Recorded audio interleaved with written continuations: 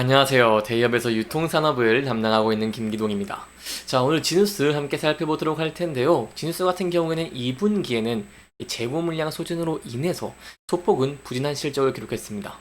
하지만 그럼에도 불구하고 저희가 3분기를 시작으로 향후 긍정적인 실적들을 기대해 볼 수가 있겠죠. 특히 이러한 내용에 힘입어서 지누스 같은 경우에는 최근에 반등세를 지속하고 있는 모습을 보이고 있습니다. 따라서 제가 이번 시간에 여러분들에게 이러한 상승 모멘텀 세 가지를 좀 자세하게 설명해 드리려고 합니다. 일단 판촉비 증가에도 불구하고 손익 분기점에 도달했다는 내용과 생산량 증대로 인한 이 실적 성장의 기대, 그리고 내년부터 또 최대 실적이 기대되는 이유까지 함께 살펴보도록 하겠습니다. 일단 1분기와 마찬가지로 스몰박스 공급을 하려고 기존의 재고들을 많이 소진을 했죠. 항상 여러분들에게 설명을 드리는 게 이 스몰박스 전략 굉장히 대단합니다. 이 기존보다 부피를 약 60% 이렇게 줄인 것이기 때문에 이러한 전략이 점차 가시화가 되고 확장이 된다라고 한다면 추가적인 실적 성장을 기대해 볼 수가 있겠죠.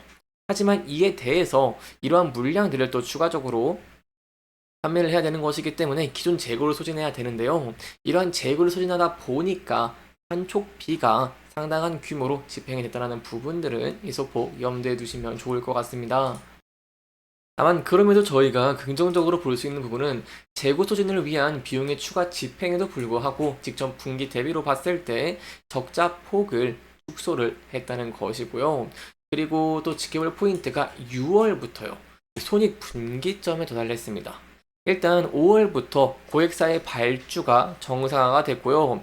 이 5월부터 스몰박스 이 중심으로 직매의 발주가 급증을 하기 시작을 하면서 이 6월부터는 재고 소진을 위한 판촉비가 추가 집행됐음에도 불구하고 이렇게 손익 분기점에 도달했다고 볼 수 있겠습니다.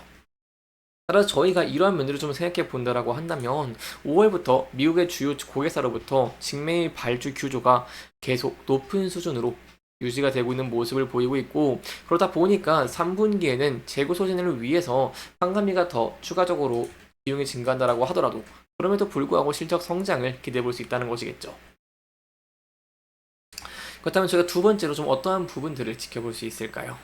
일단 5월부터는요, 생산량이 증대가 됐습니다. 그렇기 때문에 이제 2분기 전체 가동률 같은 경우에는 직전 분기 대비 운영 캐파가 증가가 많이 되었음에도 불구하고 가동률이 큰 폭으로 증가한 모습을 보이기도 했고요.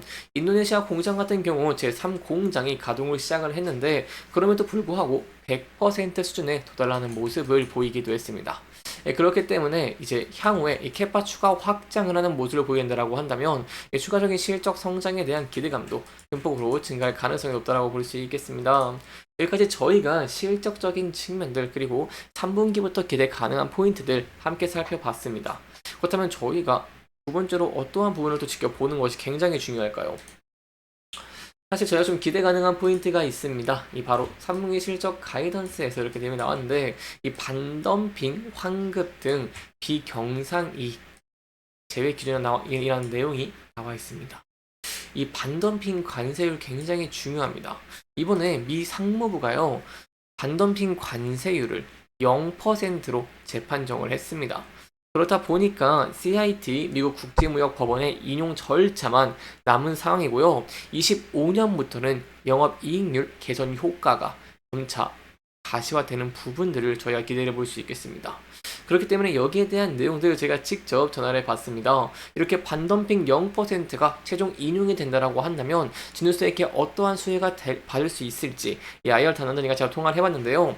일단 첫 번째로 중요한 부분들은 지금까지 납부했던 관세를 환급을 한다는 것이고요.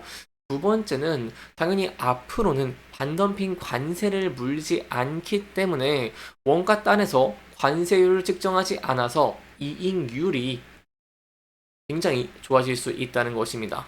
이러한 관세가 붙지 않으면은 그리고 제품에 대한 마진이 일어나는 것이겠죠.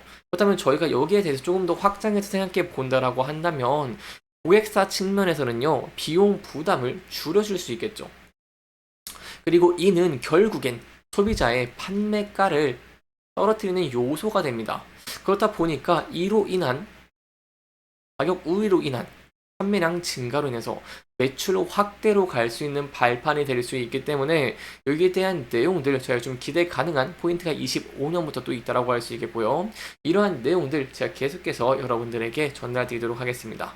여기까지 저희가 올해 3분기부터 기대 가능한 포인트들 그리고 반덤핑 환급에 대해서 진우수가 어떠한 수혜를 기대해 볼 수 있을지까지 함께 살펴보면서 진행을 했고요. 마지막으로 차트적인 부분까지 살펴보도록 하겠습니다. 차트 함께 보시면 진우수 최근에 굉장히 긍정적인 흐름을 보여주고 있습니다. 월요일 달에 이렇게 지수가 급락을 하고 이에 대한 여파로 진수도 급락을 하긴 했지만 이에 대한 하락폭을 다 만회를 하고 앞서서 지지와 저항을 많이 받았던 부근대까지 돌파를 하는 모습을 보였다는 것이겠죠. 그렇기 때문에 이 부근대에서 대응 전략이 굉장히 중요할 것 같은데요. 일단 이 부근대에서 하락이 나오게 된다라고 한다면 앞서 저항을 했던 부근대가 돌파를 하게 되면은 지지 라인으로 바뀝니다. 그렇기 때문에 이 부근대에서 지지를 받을 수 있을지 함께 지켜보시는 게 중요할 것 같고요. 그 이후에 중요한 부분이 많은 매물대 당연히 중요하겠죠. 그리고 가장 중요하다라고 제가 좀 여러분들에게 설명을 드릴 수 있는 게 바로 장기 이평선입니다. 보시면 진수스 같은 경우에는 앞서서 장기 이평선 61선에서 계속해서 저항을 받은 흔적들을 저희가 확인을 할 수가 있고요. 지지를 받은 흔적들도 확인을 할 수가 있습니다. 따라서 이 라인대 지지와 저항을 많이 받던 라인대에 61선이 걸쳐져 있는데 따라서 이 부근대에서 지지를 받을 수 있을지 여부가 굉장히 중요하다고 볼 수 있겠고요. 이 지지 후에 반대를 받을 수 있을지 여기에 대한 내용들을 저희 계속해서 함께 지켜보시는 게 좋을 것 같습니다. 다만 그럼에도 항상 저희가 좀 긍정적인 전망을 기대해 볼 수 있죠. 제가 앞서 말씀드린 세 가지 이유, 바로 이제 생산량이 좀 증대가 되는 모습을 보였고, 이제 슬로박스 전략이 점차 가시화가 되는 부분들, 그리고 제가 저번 영상에서 말씀을 드렸던 글로벌 확장, 여기에 더해서 반덤핑 관세, 0% 재판정까지 이렇게 좀 기대가 되는 요인들이 굉장히 많기 때문에 이러한 부분에서 힘을 입으면서 주가가 상승하는 모습을 보이게 된다고 한다면 차트를 소폭 크게 봤을 때요, 이 상단 부분에 매물대가 좀 적은 모습을 확인할 수가 있습니다. 따라서 많은 매물대가 쌓여있고 장기 이평선 240선이 얽혀져 있는 이 라인대를 돌파를 하면서 여기 상대적으로 적은 매물대를 소화를 하면서 추가적인 상승을 이어나갈 수 있을지 함께 지켜보시는 게 중요할 것 같습니다. 또한 이런 상승에 대해서 좀 긍정적인 포인트 중에 하나도 이 외국인이 계속해서 매수를 하고 있는 모습을 보이고 있다는 것이겠죠. 이렇게 수급적인 측면에서 도움이 된다고 한다면 상승 추세를 이어갈 가능성도 굉장히 높아지는 것이기 때문에 여기에 대한 내용들까지 계속해서 함께 지켜봐 주시면 정말 감사할 것 같습니다.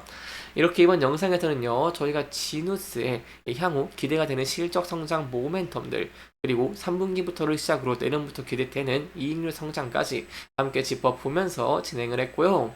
해당 영상은 개인적인 의견이 많이 들어갔기 때문에 투자자분들의 주관적인 생각과 해당 내용을 토대로 현명한 선택을 하시면 좋을 것 같습니다. 이렇게 영상 잘 보셨다면 다음 영상도 시청해 주시길 바라면서 오늘 영상 마무리하도록 하겠습니다. 끝까지 시청해 주셔서 감사합니다.